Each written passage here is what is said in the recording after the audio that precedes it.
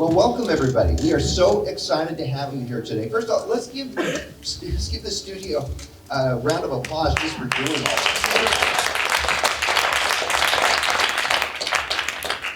This is really amazing. I mean, this is sort of like the Super Bowl of psychedelic art. To have everyone here in one place like this, to have this exhibition, and to be able to have these artists here. And of course, Roger Dean, who's with us remotely right now, he's got a little bit of a cold, and so we want to make sure that he stays healthy, but he can participate at the same time. And just so you know how it's going to work, I'm Lance Orozco. I'm with the local NPR radio station, and so I'm going to basically introduce everybody, and we're going to ask a couple questions. Then we're going to give you guys a chance. You guys came here to see this today, so we want to give you guys a chance to ask questions as well. So let's start with introductions here. Over on the end here, we have Jen Stark.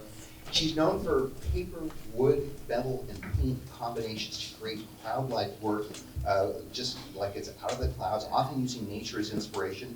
Her sculptures, wall works, animated films, projections, exhibitions, they're seen all over the world, often in many unconventional places. In fact, her work includes some pieces of the Smithsonian, so it's amazing. Let's hear it for Jen. Next to Jen is Michael Pearce, and Michael Pearce is an art professor at California Lutheran University, just down the road. He helped put together this exhibition, so that deserves some applause right there. He combines historic and modern day painting styles to create a new contemporary look. He's written a number of books about art. He's currently doing one about the subject, psychedelic art. Let's hear it from Michael.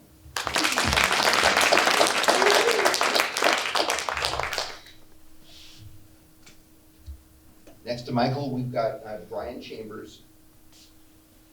And Brian owns and curates the Chambers Project. And now, this is a gallery in Grass Valley. If you guys are into psychedelic art, I don't even have to say what it is, but it's like the Smithsonian of psychedelic art. It really is the place.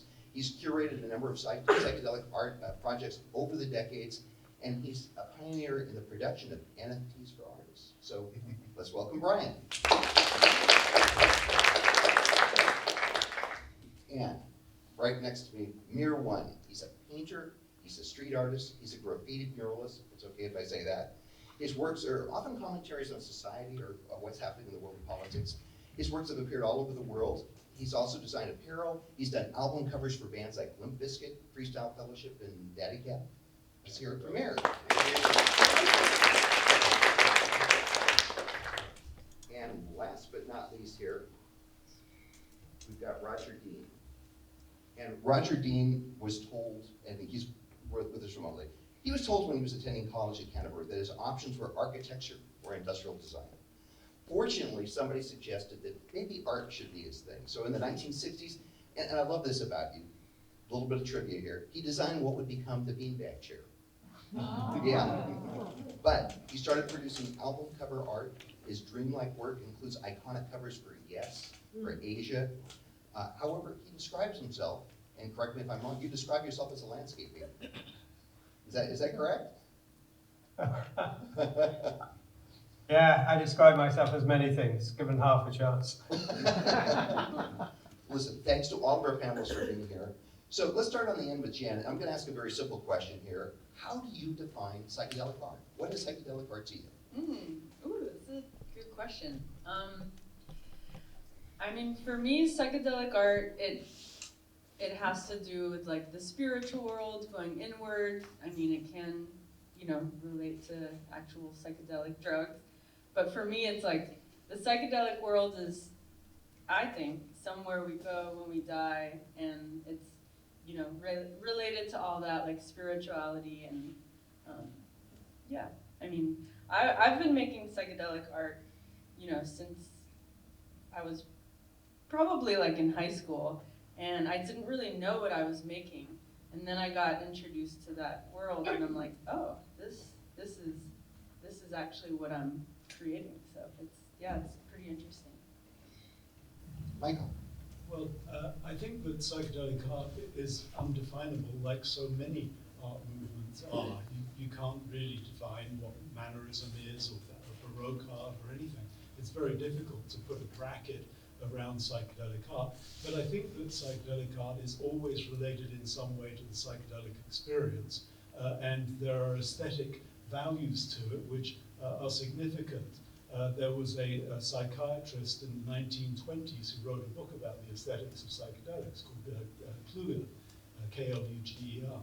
And he went through the phenomena that he noticed in psychedelic art, including the kind of mandala shape and other things that were occurring frequently among people who were on psychedelic drugs. And so I think psychedelic art has something to do with that. There's a kind of a combination of the aesthetic experience of having had a psychedelic experience, whether it's LSD or psilocybin or DMT or any of the others, and the aesthetics that are common to all of those experiences among their users. Brian?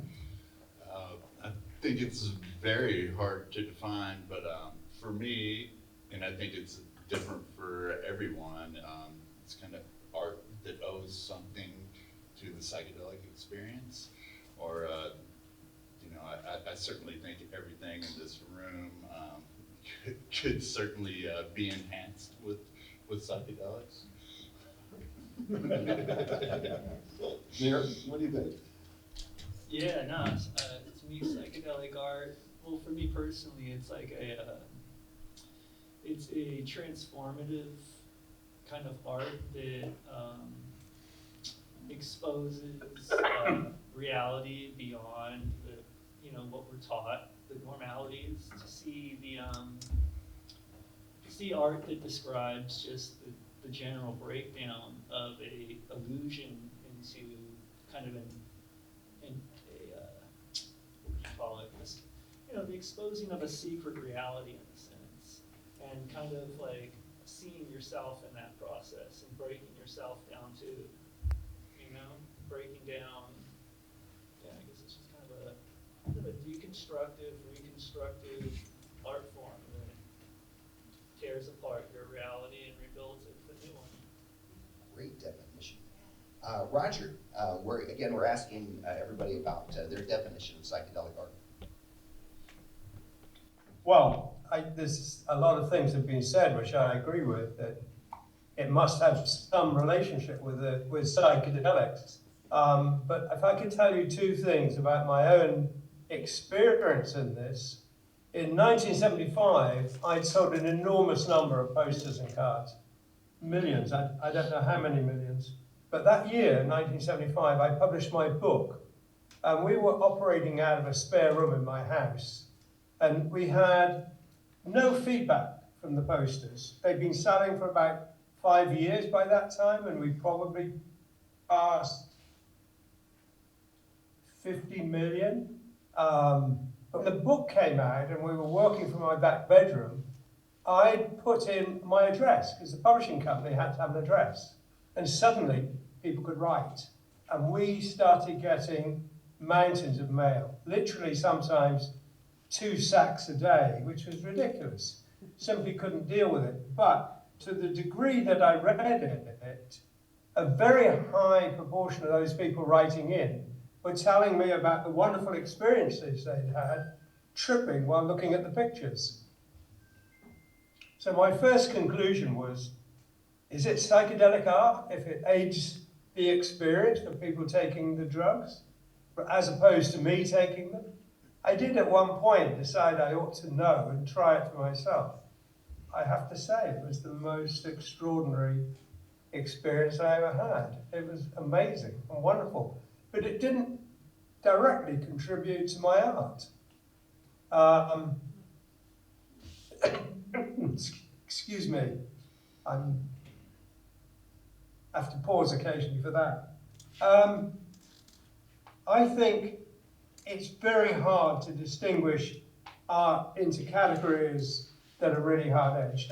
In the same year, 1975, Roland Penrose, who was one of the founders of the Surrealist movement, well, not founders, but he was a serious writer about the Surrealist movement, and he and I shared the final 2 exhibitions at the New York Cultural Center before it was closed.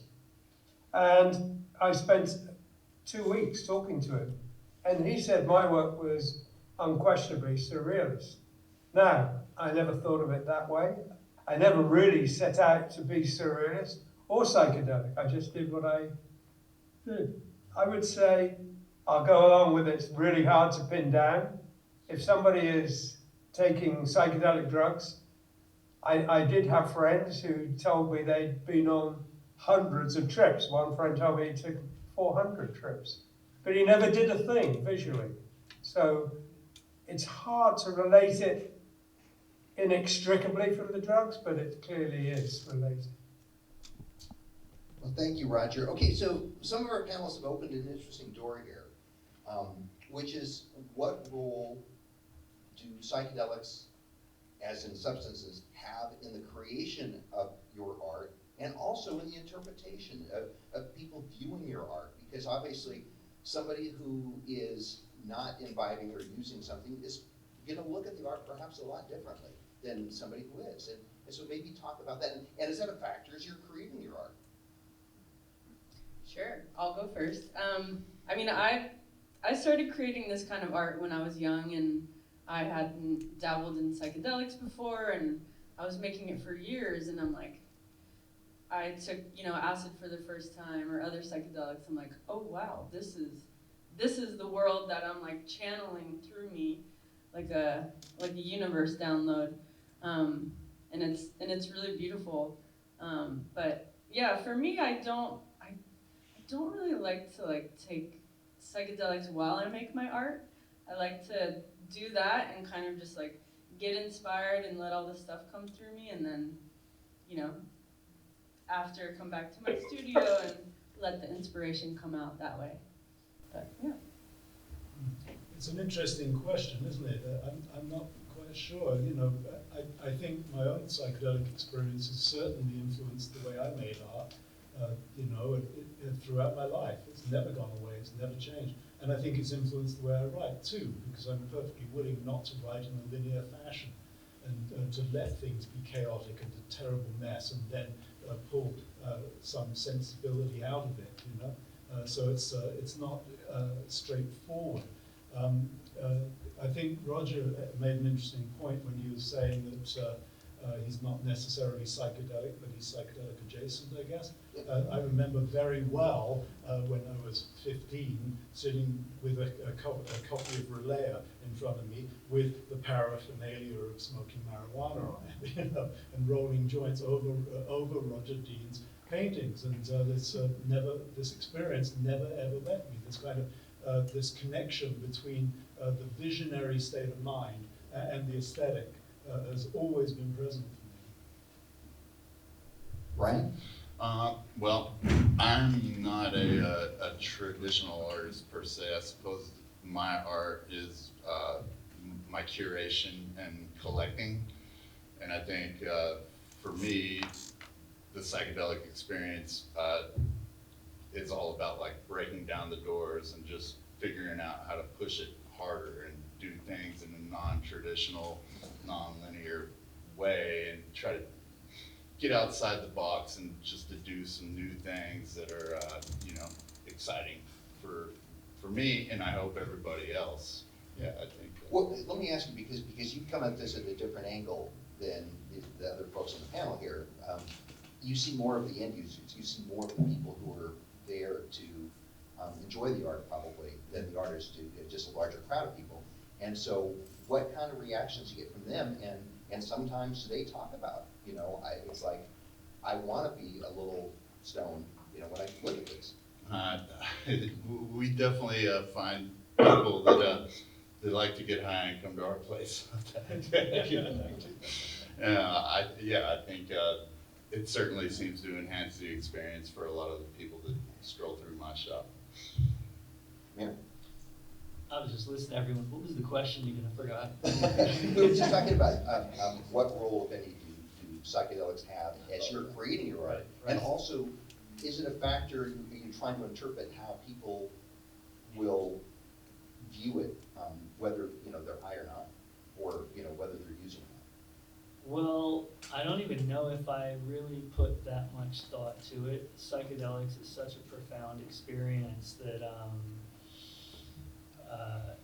I've painted on psychedelics many times. recalled my experiences and reinterpreted them many times. They both serve different purposes. I've definitely wanted to spice up my subject matter by exploring places that normalcy doesn't take you, I guess. But yeah, you know, I think the really amazing thing is that just by experiencing these things, you shift your perception, how you see things.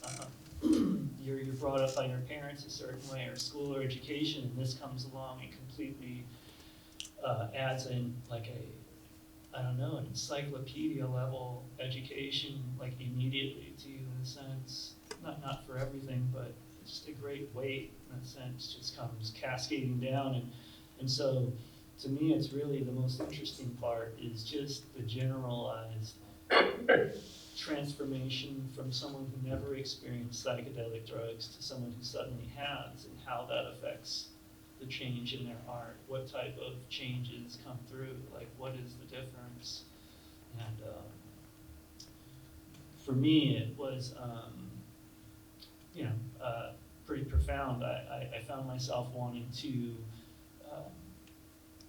use the scientific, spiritual, psychedelic process, whatever that was. I wanted to find the algorithm and encrypt it into my work. You know what I mean? So, yeah, it's addictive in the sense that it makes you want to share it with everyone else, and it just becomes a kind of a pattern that's permanently altered your art. Thanks, Mear.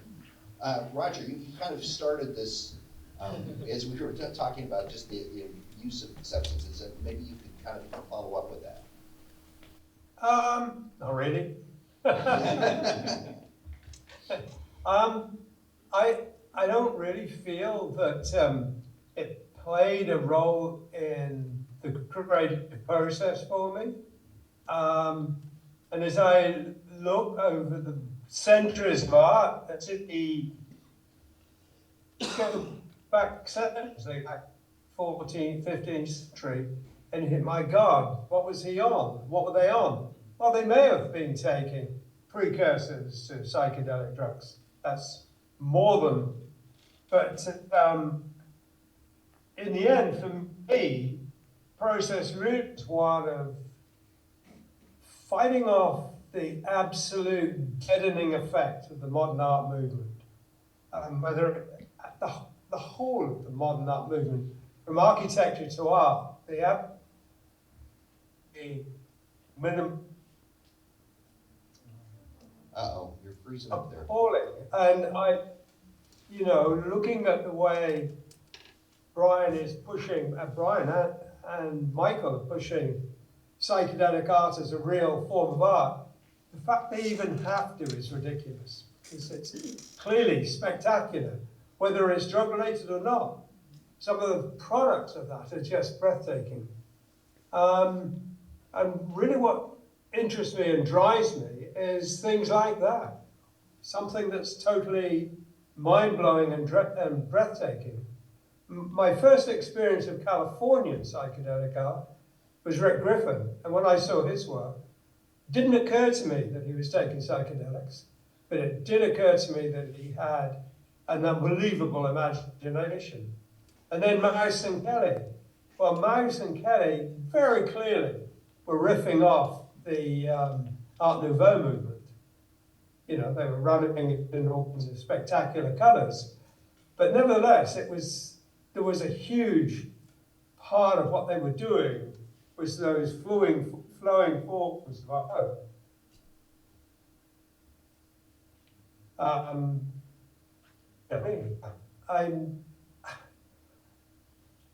My real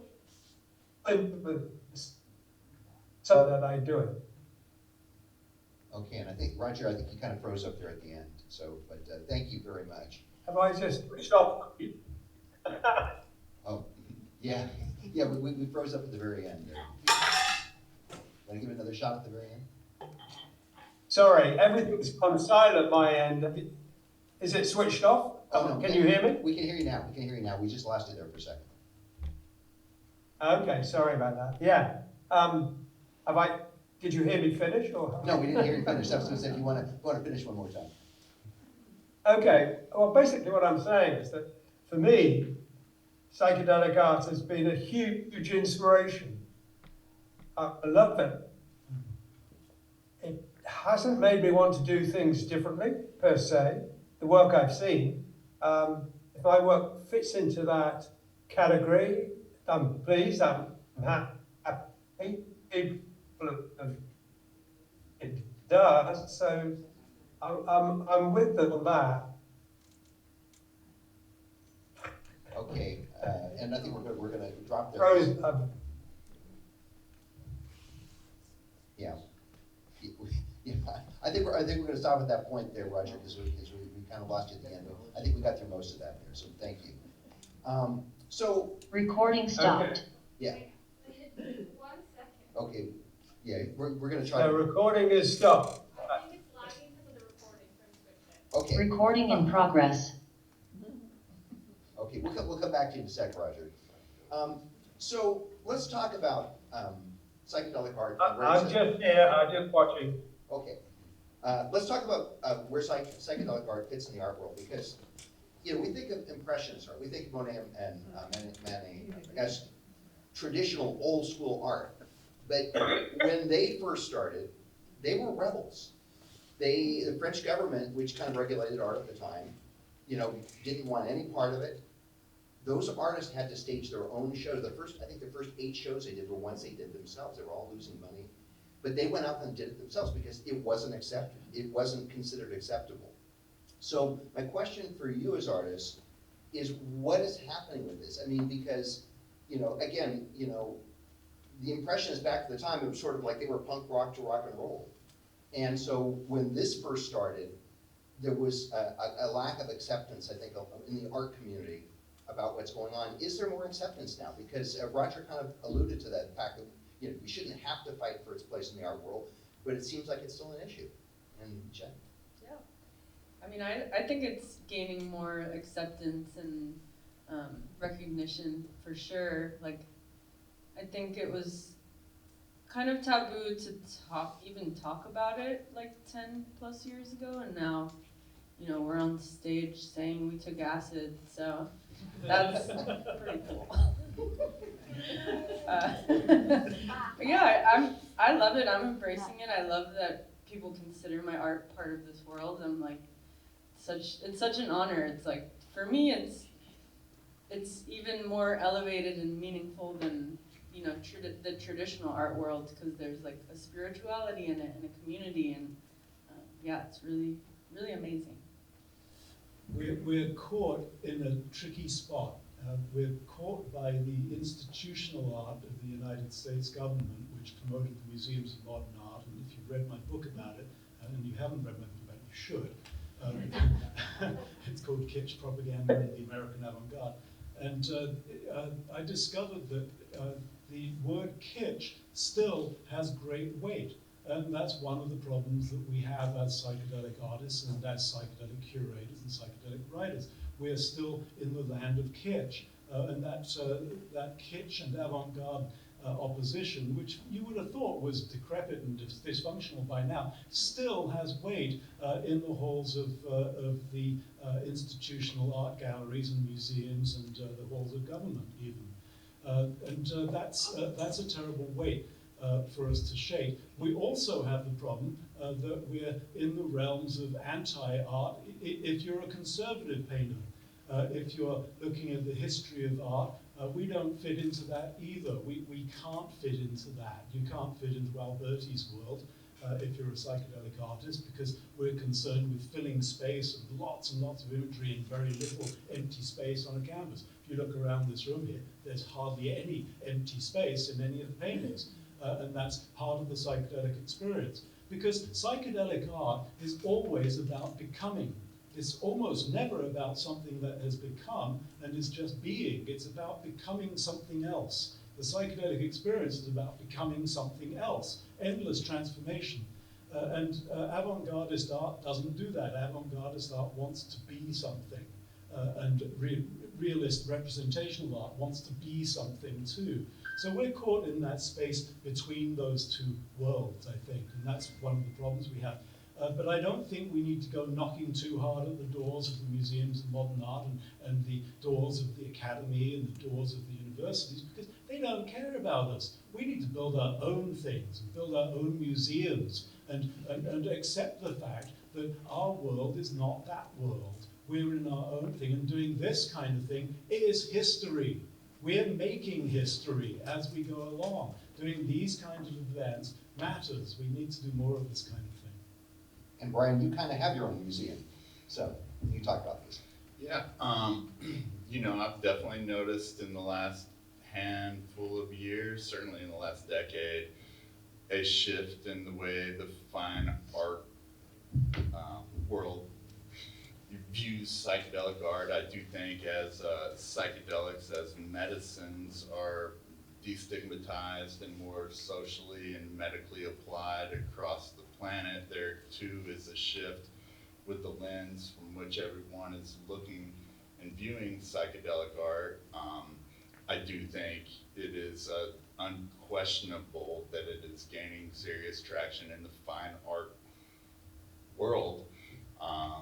You know, I definitely, you know, when I started collecting a lot of the works that her agent Josh Liner, back in like 2008, it was certainly frowned upon to describe the work as psychedelic, whereas these days I have noticed that it's no longer derogatory, less derogatory, and more, you know, just generally more accepted. And I think as time goes by, it will only gain more and more traction and acceptance in the fine art world.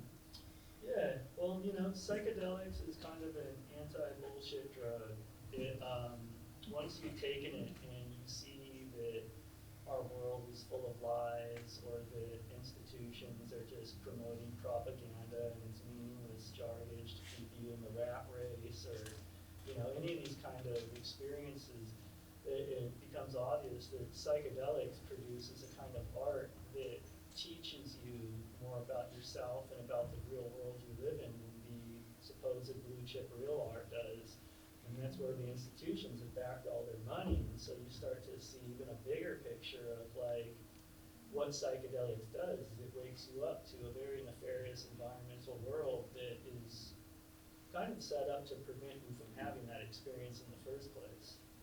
And so I think that's why psychedelic art is so profound, especially right now in this current age, is because it's needed. It's needed to see through what's going on, because everyone is lying to you left and right, from your bill collectors to, you know, whatever it be, whatever it is in your life that you're interacting with. It's basically a predatory type experience. So, yeah, I mean, that's my fascination in psychedelic art, is that I have the ability through psychedelics to share some sort of a psychic nutrition with my audience that's beneficial to our betterment. So Roger, again, we're talking about just, you know, the acceptance in the mainstream now of psychedelic art and in the art world. Where do you think that stands? I think there's a incredible inertia in the art world. I mean, there's so much money invested, from collectors through to government agencies and governments. It's going to be a hard thing to shift. I think you know what Michael was saying, we really have to bypass that. I don't think we have to try and invade that, we just ignore it. And, you know, there are giant museums in England where people go expecting to be amazed, and it's sad how rarely they are. I mean, art has a duty to be beautiful and to be extraordinary. And if it's not those things, it's not doing its job. I think psychedelic art, I like that description of it. Psychic nutrition, I love that. I'll probably use it myself one day. was, yeah, we have had an amazing self-inflicted cultural suicide. It's lasted a long time, 100 years maybe, where everything has been stripped of spirituality and wonder. And spirituality and wonder has to come back, and it has to come back like a tidal wave. And I think that's what psychedelic art is doing. It's part of that amazement of wonder and the tidal wave to change people. So I'm kind of wondering, as artists and as people who run art galleries, is there any concern that psychedelic art, to a certain degree, has been co-opted a little bit? Because it meant one thing in the 60s and 70s to a generation of people, and now just like Beatles songs that are used for car commercials, it's become kind of, a symbol just of that period. I mean, you can go to Party City, if I don't know if Party City exists anymore, and get a tie-dye costume. And it was sort of, emblematic of what things look like. And so, I mean, is there a concern that it's, some people kind of turn it into sort of a cartoon sort of symbol? Yeah, like gimmicky or. Yes, yeah. Yeah, I mean, throughout my career, I kind of skirted around like labeling my art psychedelic because it did feel a little bit gimmicky or like, I don't know, just,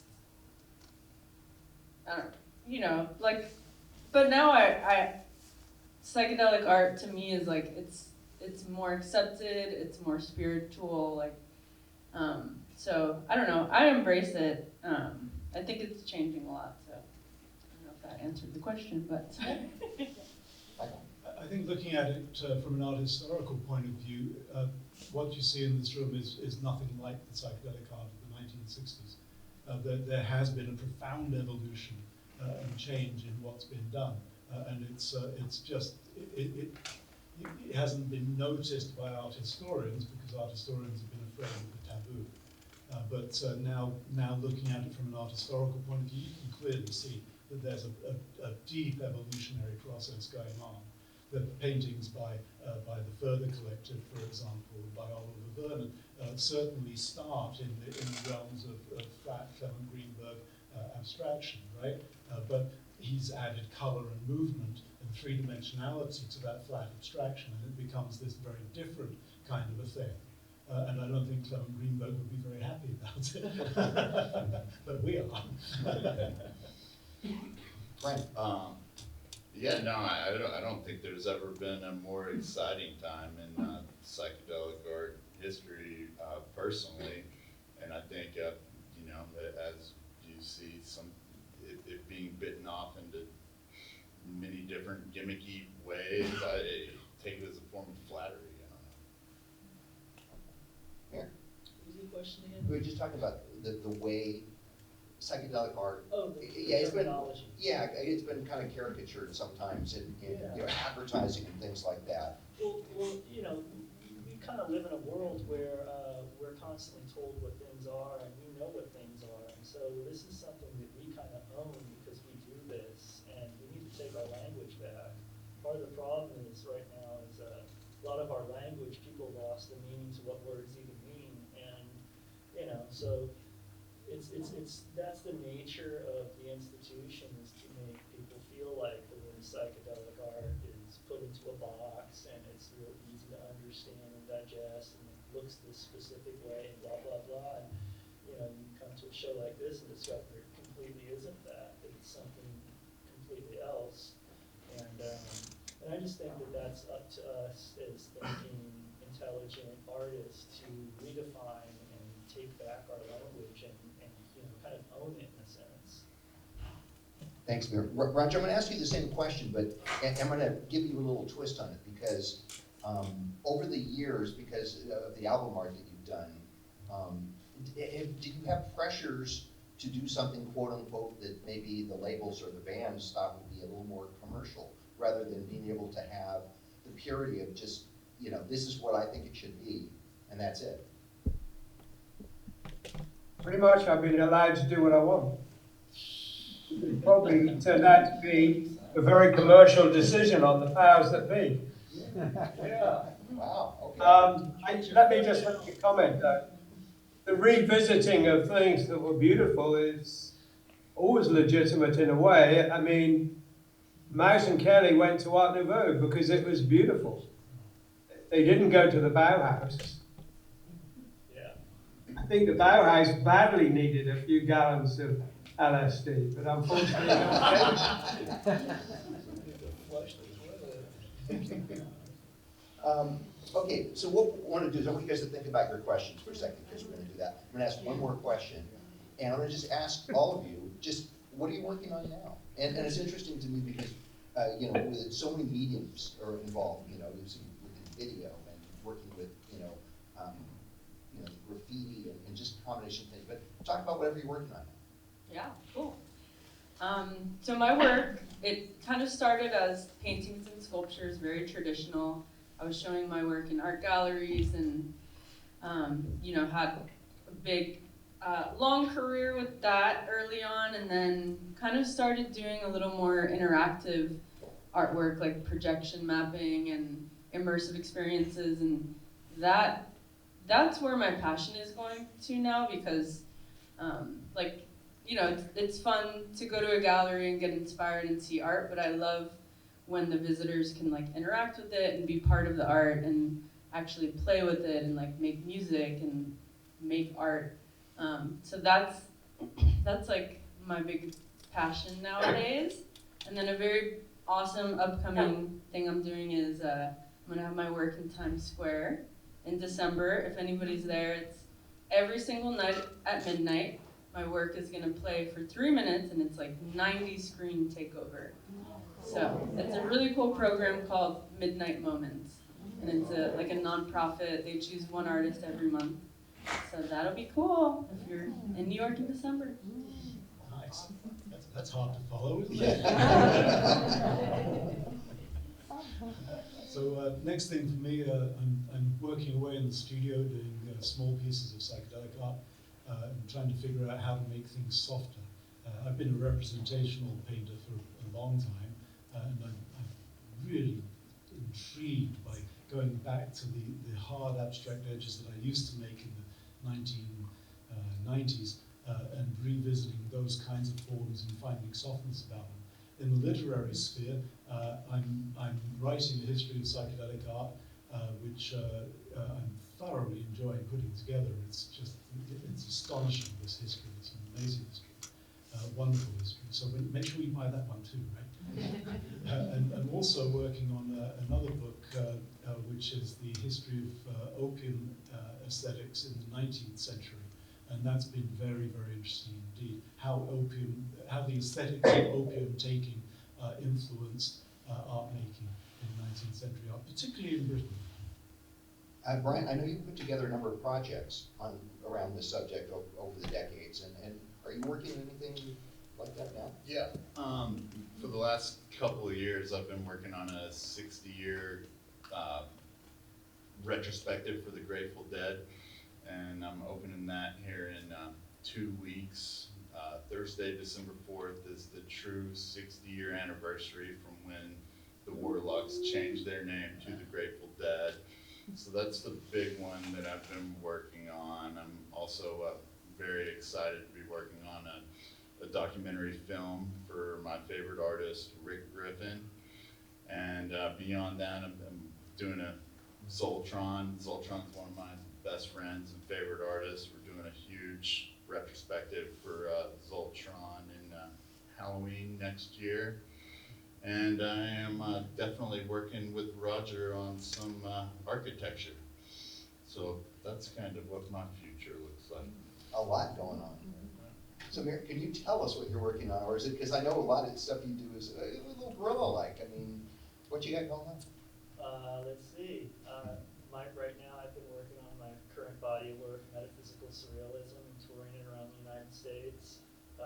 Just finished up a new piece adding to that body. I'm about to start a commission for my man right here. I'll show you a sketch piece for Rick Griffin.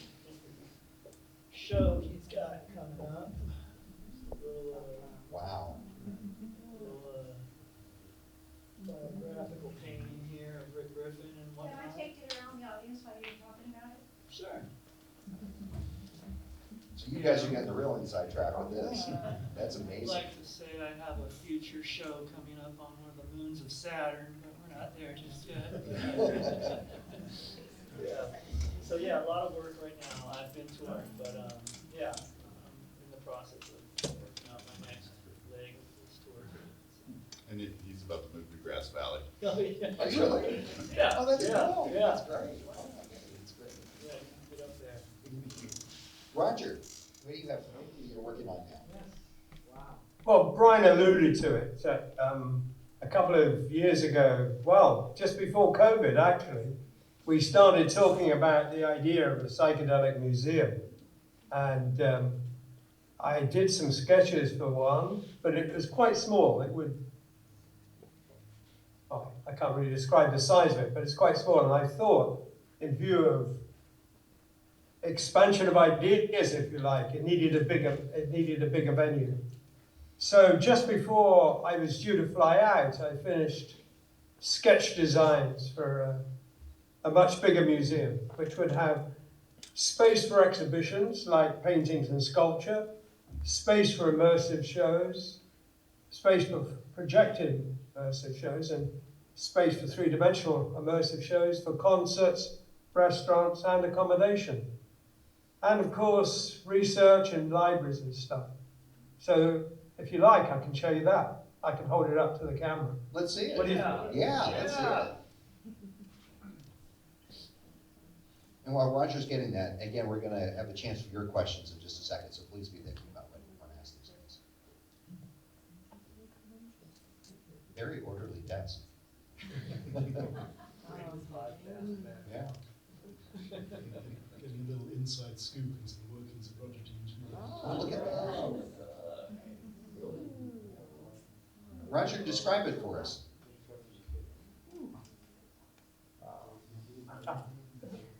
What can I say? Isn't that obvious?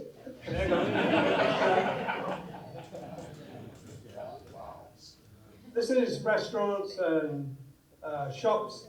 The museum is behind and underneath, and these are exhibition areas over here. You have to wait and see the brochure. Wow. And I thought the new Lucas Museum Because down I've been in able Los to Angeles knock was on different. States, I'm going to finish the brochure. More.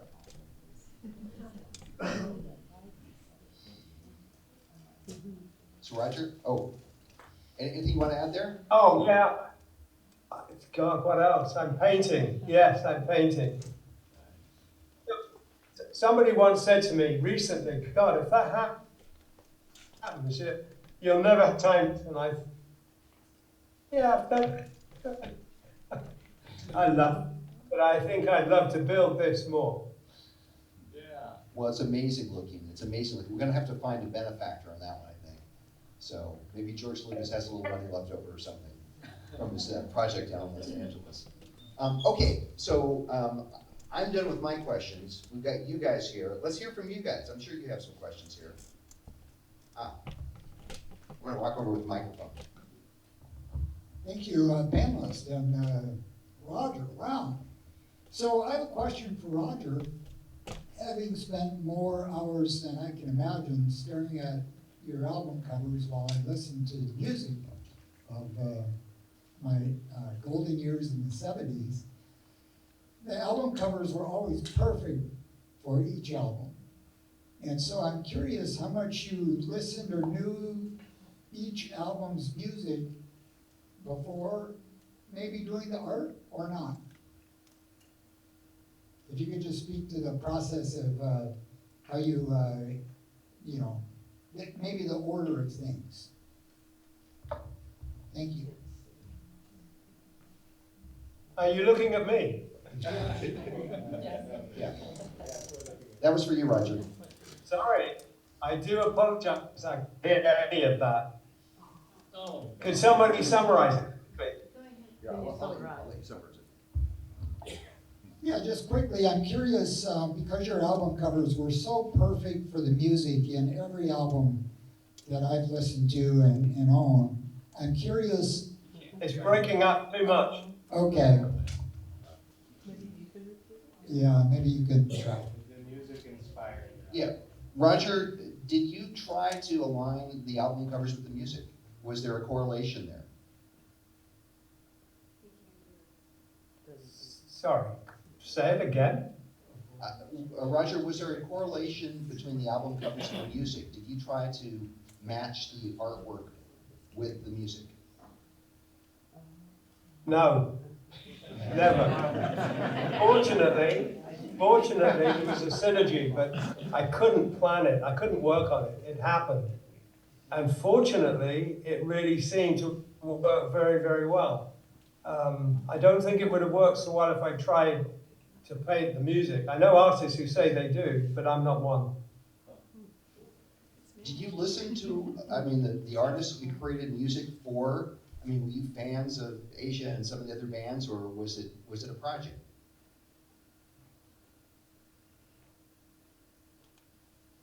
The microphone you're talking through is not getting through to me, but I heard you ask about Asia and some of the other bands. Yeah, I was asking. When Steve Howe and Jeff Downs, who were both in Yes, started Asia, be about it if I did the cover, because you know, it just looked like another version of Yes. So I was happy. I was very busy on other things. But one day Steve asked me to come to the studio and he said, you know, we'd like to talk to you. But while I was waiting for them, there was all these album cover ideas on the piano. And I was looking through see it or not? Yeah. Roger, I said, you know what? Painted a dragon. I've painted a dragon for Yes. If I did a logo that was straight lines, so we went for it, and it worked. It worked well by me, and what I did for Yes was painted by me. And in the end, retrospectively, it looks like me. So I don't think it's possible to paint unlike, but once I've done it, I've done it. well, Roger, thank you. And I think we're going to say Anything I'm saying making any sense. it was, but we're losing you a lot. So I think we're going to say thank you to you at this point because we're getting a lot of breakup. But you know, thank you for being a part of this. And we're going to move on to some other questions here. Yeah, let's hear it from Roger. Thank you, Roger. Thank you, guys. I could hear you all from the table, but the other one not so much. Thank you very much. Thanks, Roger. Take care, buddy. We have a question for the panel. Mir, you sort of touched. Am I supposed to go now? Is that what the deal is? Mir, you sort of touched the point on monetizing, you know, the opportunity. I'm going to hang out. And Sir, I can tell you that mic. Thank you, Mike. Yeah, nobody's, it's not on. Oh, okay. On now. yeah, Mir, you talked about monetizing the opportunity, and it's sort of like when the first question was posed, what is psychedelic art? And the net can be perhaps cast a little bit wider. You know, there's a cultural element that we haven't brought in, like, for example, Miyazaki in Studio Ghibli with, you know, Spirited Away or Boy and the Heron. Is that psychedelic? You know, and clearly that's being monetized if you go to, you know, outside Tokyo to their studio, you know, or, you know, Disney certainly did it with Fantasia, or, you know, on the flip side of the coin, you got, you know, the Aboriginal artists with Dreamtime. Is that psychedelic art? So I'm curious if there is like a cultural element where it's a broader net that can be cast here. And I'm sort of like reminded of, like, you know, I'm coming out of the surf industry, and, you know, the early slogan that we came up with, Billabong, was, you know, only a surfer knows the feeling. You know, and so is there an element of authenticity there? Or is it like with the Supreme Court, how do you define pornography? Well, you know it when you see it. Right. So I'm just curious what the panel's thoughts are, you know, about like narrowing the definition, or is it perhaps a little bit broader? Yeah, it's definitely broader, I'd say. I think the parameters of what we define things as have just completely blown wide open recently. And so it's kind of hard to just put something in a box. But I think, like you said, it's when you know something is it, then you know you're there. For instance, a lot of philosophers and scientists have done research into where did the ape transform into the modern conscious human? What were the causes behind that? And looking at certain animal behaviors when they start taking psychedelic drugs in nature naturally and seeing the strange breakout of patterns that they experience. And so, I think that that psychedelics play a much deeper, heavier role in the history of the human being than we even give it credit. So that there's a lot of unlatent, unlocked, pre-context that's stored inside of us that's already been downloaded from previous genetic relatives through the psychedelic that's in us inherently already. I think that creativity itself would have possibly been an early human trait that would have derived from taking psychedelics, including love and compassion also. These kinds of things, I think, all kind of stem from, kind of living in a constant, everyday, same cycle bliss, kind of animal state of mind, to suddenly waking up to recognizing the difference between things and valuing things and experiences in each other, and being able to put all that into context. That's like I definitely think that that's not something we see anywhere else in nature other than with us, and I definitely feel like that was probably the tipping point for the human being. So yeah, I think that you see psychedelics in everything that we do. It's a much broader idea. If I can add to what Mear says, I think some of the paintings in the show here are helpful in this regard. If you look at the red and black paintings behind you, Eric is helpfully pointing at one of them right there. That painting's by Huicho. That looks like it couldn't possibly be psychedelic, but I would dare say it's one of the most psychedelic paintings in the show. Huicho is from Oaxaca. His ancestors were Mixtec, and they were a mushroom-eating people, absolutely to the core psychedelic. And so it's paintings like that, which are fairly straightforward patterns, are actually psychedelic. And so, I don't know where the boundaries of psychedelia really lie, but it's like you say, you know it when you see it. Jen? I thought that was great. I'll pass on that one. More questions? Oh, over here. I feel like Phil Donahue here. Running across the ring here. Go ahead, Paula. Hi, thank you guys. What I really appreciate about what you're doing is more about expansion, and not limiting our brains and our thoughts and our, ways of being to just what, we're told to do. And I don't think we can create a different world if we're not expansive. And so, however we access that. I don't do psychedelics, but I'm spiritual. And so I download stuff. And, and so when I do my art, it's not necessarily psychedelic, but it's also transformative and transcendent. And, it's coming from somewhere else. I do own 3 pieces of Roger Dean's art, and that I bought at the Yes Show last year. So I got to meet him and got a bunch of stuff signed by him. So this is really meaningful for me because I grew up on Yes. My first concert was a Yes concert at 13, and so to see when I look at your art, for me, and what you're doing with the more immersive experiences, I think it's really important right now, especially that we're able to tap into something bigger. Mm-hmm. And that's something expansive and something, that we can create a different world because we need to. And it's up to everybody. Like, we don't have to be able to create this. We can also all, I think, access that in our own way, but we kind of have to tap into something else, And again, it doesn't have to be by using psychedelics. I've had very incredible experiences just through meditation. And so I just wanted to throw that out there because I think that what you're doing and what you're talking about is so important right now. And that we do see that there are different levels of even the universe. You know, there's a whole bunch of stuff we don't have any idea. But when you tap into it the way you guys are and can visualize that, then I think it allows access for everyone else. So I appreciate what you're doing. Thank you. Can I say something?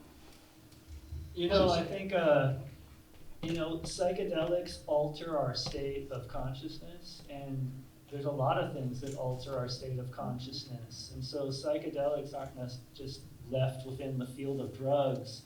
You know, you can go lay out in the sunshine and close your eyes and stare at the sun through your eyelids for 30 minutes and stand up and go walk into the shadow and open your eyes, and you will have a psychedelic experience. Your eyes readjusting, like that painting of that mandala right on that wall right there. That's what I see naturally when I look at the sun with my eyes closed for like 5 to 10 minutes and then open them and step into the shadows, or vice versa. Stay in the shadows and focus on a very bright thing and step into the light and polarize those things. But these are all, you know, these are all like almost like Zen or Taoist tricks of the mind to break us out of our regular pattern into alternative forms of thinking. So psychedelics really is a much broader term than even drugs in a lot of ways. So yeah. And our final question here. Oh, wow, I was gonna ask 2 questions. So. I'm gonna, first of all, thank Jen. I'm one of many, many art teachers who copy your drift paintings. Love them, and I pass those on to the next generation on a regular basis, so I really appreciate that work. And I'm curious about your immersive experiences, because that's something that I do try to do with my students.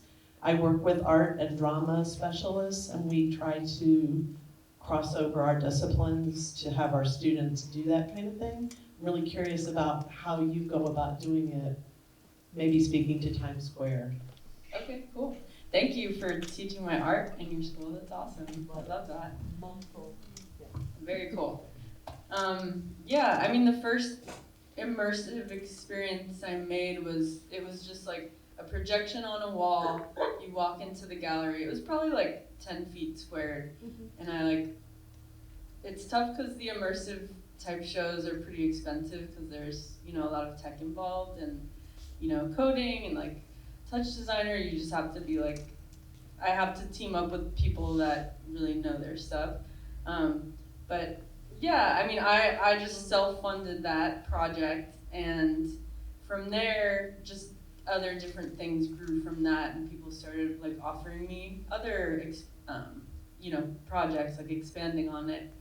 So yeah, I don't know how. Well, we have a good tech. We have good tech support. Okay. I'm curious because we've got something we're Yeah. doing right now that I would love to make bigger. Cool. Yeah, I mean, we can talk after. There's Yeah. like all different sorts of ways they can get started, and also like I heard AI is like really helpful now for coding. Like you don't have to. Coding won't stop them. Okay. Coding won't stop these kids.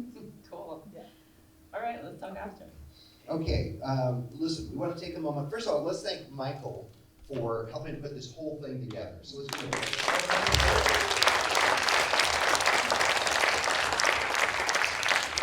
And of course, the Center for hosting this. Let's give them a big round of applause.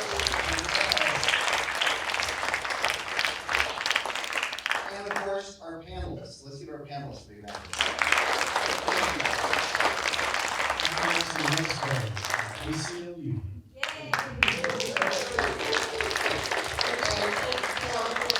Some of you guys came a long way to be here. We've got the panelists here. Please come up and talk to them, and you can ask the questions that you're too shy to ask. And so glad you guys are here, and hope you have a great afternoon.